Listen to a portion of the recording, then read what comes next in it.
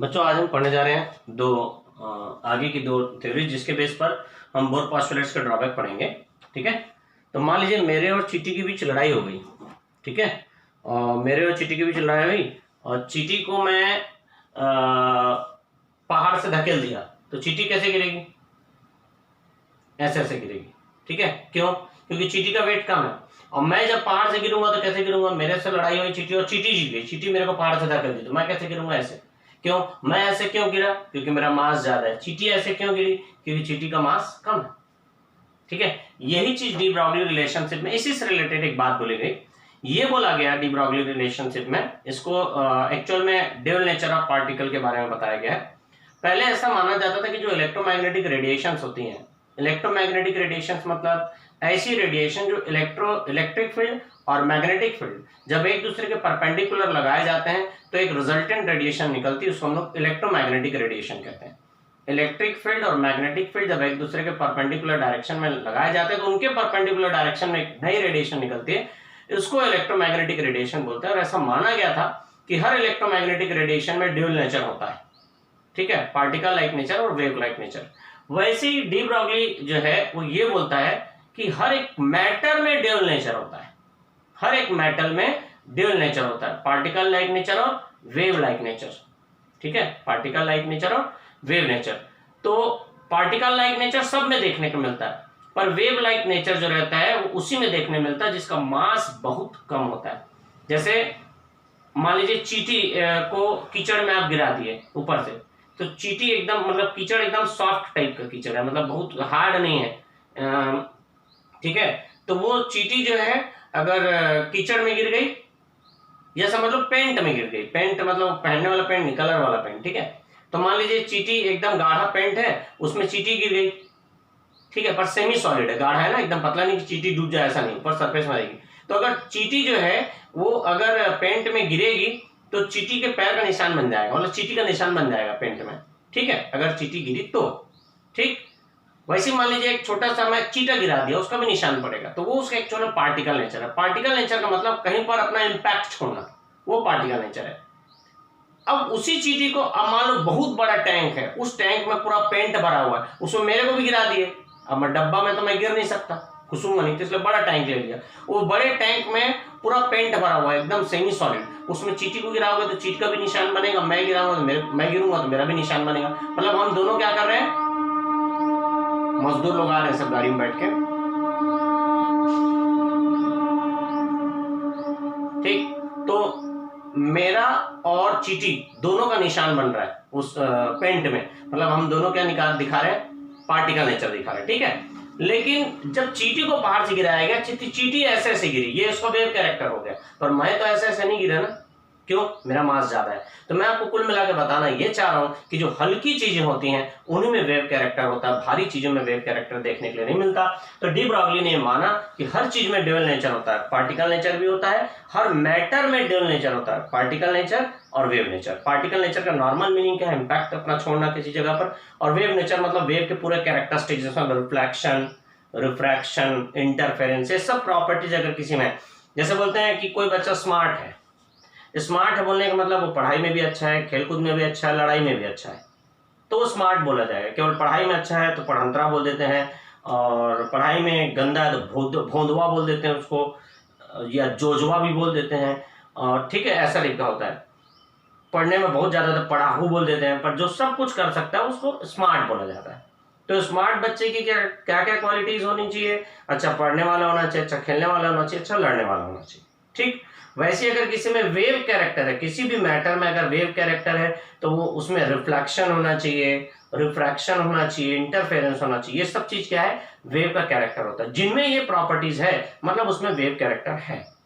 Reflection का मतलब समझते हैं आप, किसी सरफेस से टकरा के वापस आना। रिफ्रैक्शन मतलब एक मीडियम से दूसरे मीडियम में जब लाइट जाती है तो लाइट थोड़ी सी बेंड हो जाती है, वो रिफ्रैक्शन हो जाता है। इंटरफेरेंस का क्या मतलब होता है? जब दो वेव एक साथ एक डायरेक्शन में पास होती हैं तो जो नई वेव बनती है वो उसका जो इंटेंसिटी होता है वो कम या ज्यादा हो जाता है।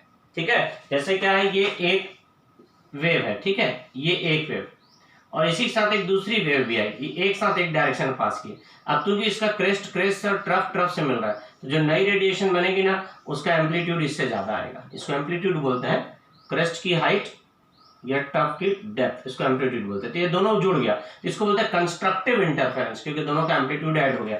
उसी जगह अगर ऐसा रहता है, एम्पलीट्यूड किसको बोल रहे हैं, ये इसकी हाइट, ये इसके डेप्थ। अगर ये ऐसा रहता तो क्या होता, ये दोनों एक दूसरे को कैंसिल करते हैं।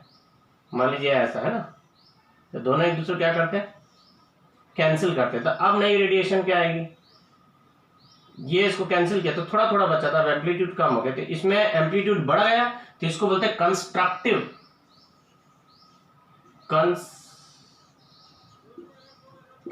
इंटरफेरेंस, ठीक है। और इसको बोलेंगे डिस्ट्रक्टिव इंटरफेरेंस, कंस्ट्रक्टिव और डिस्ट्रक्टिव, ठीक है। तो ये सब कैरेक्टरिस्टिक्स होता है। तो अगर कोई ये सब दिखा रहा है, रिफ्लेक्शन, रिफ्रैक्शन, इंटरफेरेंस, ये सब दिखा रहा है, तो उसको हम लोग बोलते हैं कि वो वेव कैरेक्टर दिखा रहा है। कोई इंपैक्ट जैसा फोटोग्राफिक प्लेट में अपना इंपैक्ट छोड़ रहा है, तो हम लोग बोलते हैं उसको पार्टिकल नेचर दिखा रहा है, ठीक है। पर डी ब्रॉगली बोलता है कि हर चीज में, हर मैटर में ड्यूअल नेचर होता है, पार्टिकल नेचर भी होता है, वेव नेचर भी होता है। पर पार्टिकल नेचर सब दिखाएंगे, पर वेव नेचर आपको तब देखने मिलेगा जब पार्टिकल बहुत हल्का होता है।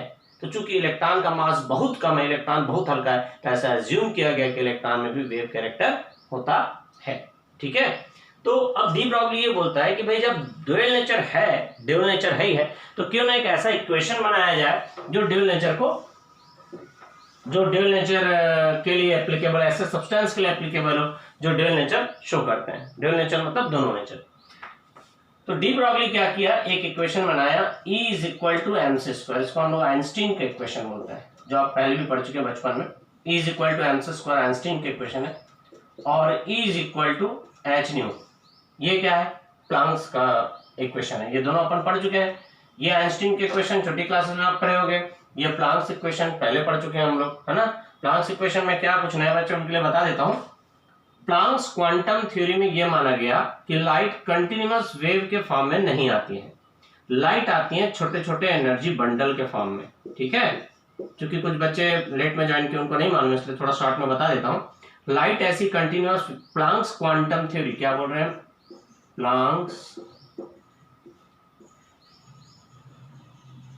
क्वांटम थ्योरी, ठीक है। उस थ्योरी में क्या बताया गया, लाइट ऐसे कंटिन्यूअस वेव के फॉर्म में ना आके छोटे छोटे एनर्जी बंडल के फॉर्म में आएंगे। इन एनर्जी बंडल को हम लोग क्या बोलते हैं, क्वांटा बोलते हैं। यदि ये एनर्जी बंडल सनलाइट के हैं तो इसको क्या बोलेंगे, फोटॉन बोलेंगे। लाइट कंटिन्यूअस वेव के फॉर्म में ना करके आएंगे, छोटे छोटे एनर्जी बंडल के फॉर्म में आएंगे। इन एनर्जी बंडल को क्या बोलेंगे, क्वांटा। यदि ये सनलाइट के तो इसी को क्या बोलते हैं, फोटॉन। और एक फोटॉन की जो एनर्जी है उसको ई से डिनोट करते हैं, और ये एनर्जी लाइट की फ्रीक्वेंसी के डायरेक्टली प्रोपोर्शनल होता है, फ्रीक्वेंसी को लैम्डा से डिनोट करते हैं। डायरेक्टली प्रोपोर्शनल का साइन हटाते थे, कांस्टेंट लगाते हैं h जो होता है इसको हम लोग बोलते हैं प्लांक्स कांस्टेंट, जिसकी वैल्यू होती है 6.626 इंटू 10⁻³ जूल सेकेंड, ठीक है। ये h की वैल्यू हो गई। और न्यू इज इक्वल टू क्या होता है, c/λ, ठीक है। तो ये फॉर्मूला, ठीक है। तो ये वेवलेंथ हो गया, ये वेलोसिटी हो गई, तो ये फार्मूला, ये चीज आपको थोड़ा ध्यान रखना है, ठीक है। तो वही चीज यहाँ पर मैं लिखा हूँ, इसी फार्मूले को यहाँ पर लिखा हूँ, ठीक है। h कांस्टेंट है, उसकी वैल्यू लिख दिया। तो बोले ये जो लाइट कंटिन्यूअस वेव के फॉर्म में ना आकर छोटे छोटे बंडल के फॉर्म में आती है, और ये जो एनर्जी बंडल है उनको नॉर्मली क्वांटा बोलते हैं, सनलाइट के केस में फोटॉन बोलते हैं। और एक क्वांटा की एनर्जी को ई से डिनोट करते हैं जो फ्रीक्वेंसी के डायरेक्टली प्रोपोर्शनल होती है। डायरेक्टली प्रोपोर्शनल साइन हटा देते हैं, कांस्टेंट लगा देते हैं h, ठीक है। तो ये एक रिलेशन है, डी ब्रॉगली रिलेशन जो है, अभी मैं एक नॉर्मल आपको जानकारी दे दिया। डी ब्रॉगली रिलेशन क्या है, उसका क्या यूटिलिटी है, मैं आपको नेक्स्ट वीडियो में बताता हूँ।